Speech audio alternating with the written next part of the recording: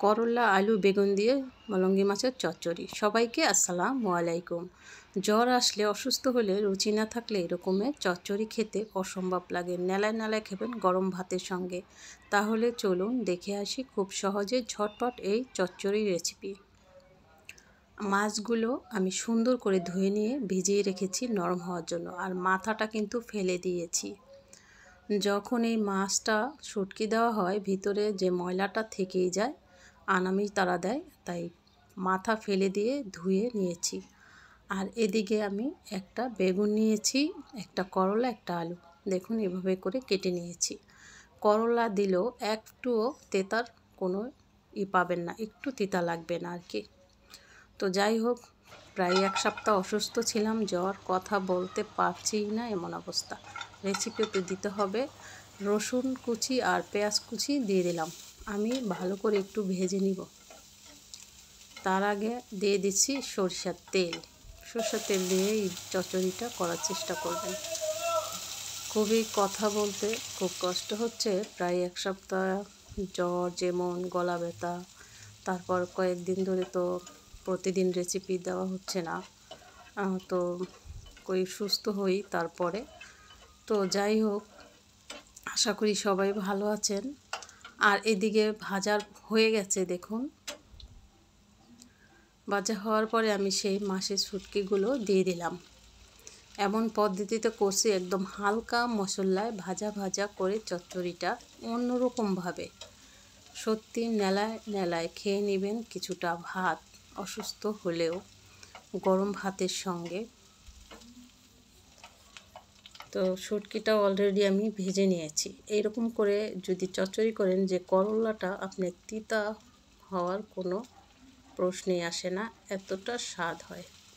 তো আমি সেই সবজিটা দিয়ে দিলাম।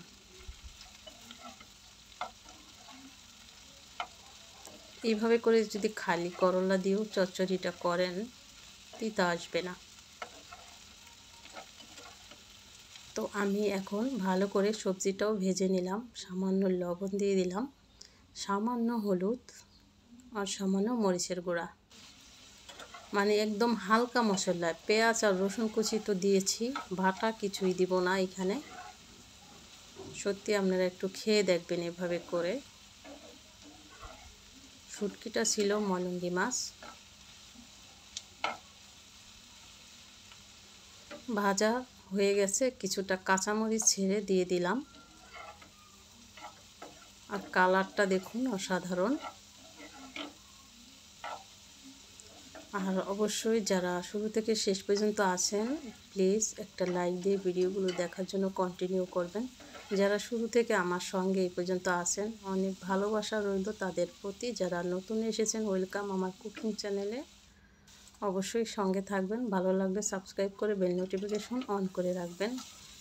ভিডিওগুলো অথবা রেসিপিগুলো সবার আগে পেয়ে যাবেন আপনাদের কাছে যদি নোটিফিকেশন অন করে রাখেন। দেখুন কি সুন্দর করে আমি ভেজে নিচ্ছি, বুঝতে পারছেন আর কি। এখন দিয়ে দিচ্ছি পানি। সবগুলো উপকরণ এভাবে ভেজে নিয়ে পানি দিচ্ছি। সত্যি কথা বেজে যায়, এতটাই অসুস্থ এখনও। যদিও জ্বর কমছে, গলা ব্যথাটাও একটু কমছে, প্রচুর ব্যথা ছিল।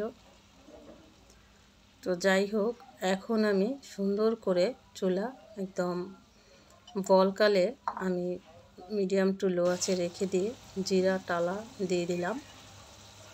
ধীরে ধীরে ঝোলটা টেনে যাবে আর তেলটা দেখবেন উপরে উঠে যাবে, এরকম অবস্থায় চুলাটা রেখে দিব।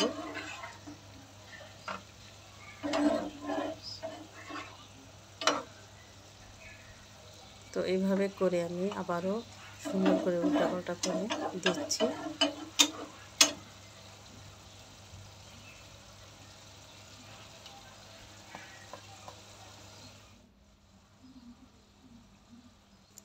সবজিটা সুন্দরভাবে সিদ্ধ হয়ে যাচ্ছে, বোঝাই যাচ্ছে। আর কালারটাও অসাধারণ। তো এই পানিতেই টেনে গিয়ে তেলটা সত্যি উপরে উঠে ভেসে গেছে। দেখুন দেখুন তেলটা একদম উপরে উঠে গেছে, আর কোনো ঝোল নেই। তা কি পরিমাণের ভাজা ভাজা হয়েছে এবং সফটও হয়েছে, সবজিটা অসাধারণ। এই দেখুন, কালারটা একদম শেষবারের মতো দেখাচ্ছি আপনাদের। তো অবশ্যই আপনারা করে খাবেন, মুখে রুচি অবশ্যই আসবে। অন্তত এইরকম সিস্টেমে ভাতটা খেতে পারবেন। কালারটা দেখেই বুঝে গেছেন আর কতটা ভাজা ভাজা এবং খুবই ইয়াম্মি হয়েছে। ভালো থাকবেন। আল্লাহ হাফেজ।